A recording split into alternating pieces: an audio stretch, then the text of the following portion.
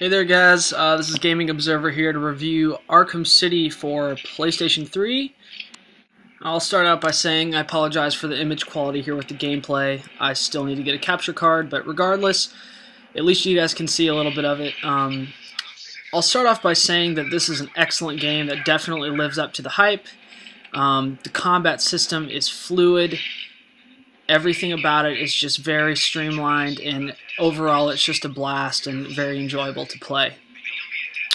I'll start out just with the one flaw that I found with the game is that it's a little bit too easy. The boss battles seem to be a little anticlimactic sometimes just because of the easy difficulty, but it's not, it's not something bad enough to, ruin the game for you. It's just unbelievable. A couple new features with the game.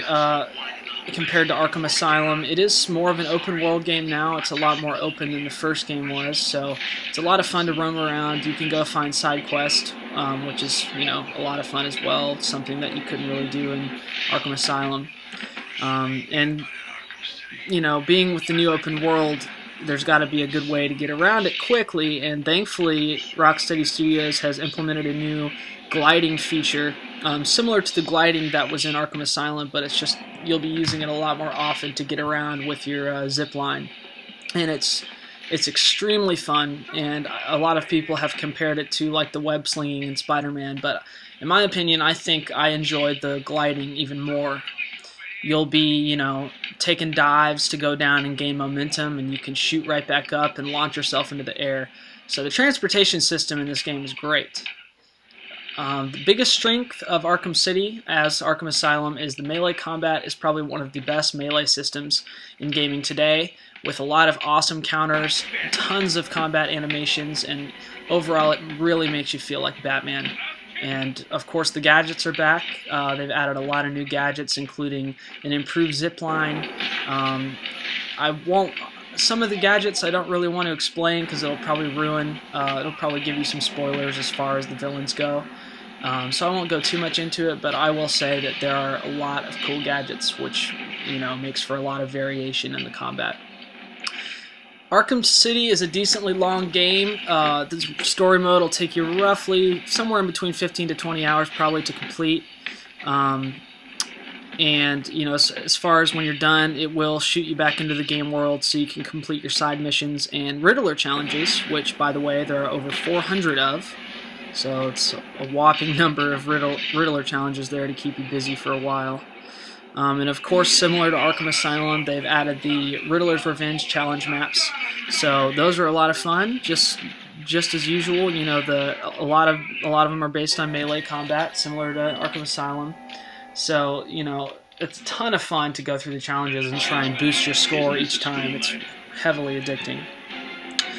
Overall, in Arkham City, I would say there's probably roughly 50 to 60 hours worth of content if you do all the Riddler challenges and side missions. There's a lot of stuff to do, and the gameplay is excellent. The story is fantastic. And as I said before, the one main complaint I have is just the boss battles. Kind of something that you should, be looking out for. You might want to start the game on hard mode just to give yourself a little boost in the challenge. The hard mode, I think, gets rid of the counter icons, which is kind of cool. It makes you, relies more on your mind to think quickly.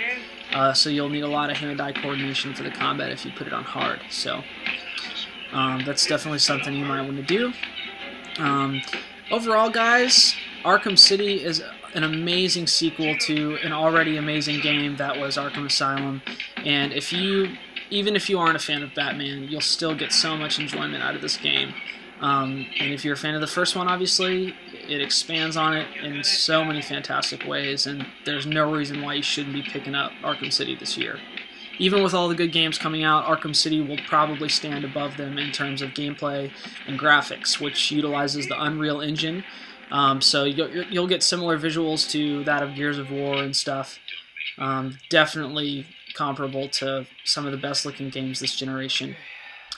Anyway guys, I'm going to give this game a total of a 9 out of 10. Definitely a game you want to be checking out this year amongst the Game of the Year contenders. So thanks for watching, and I'll see you later.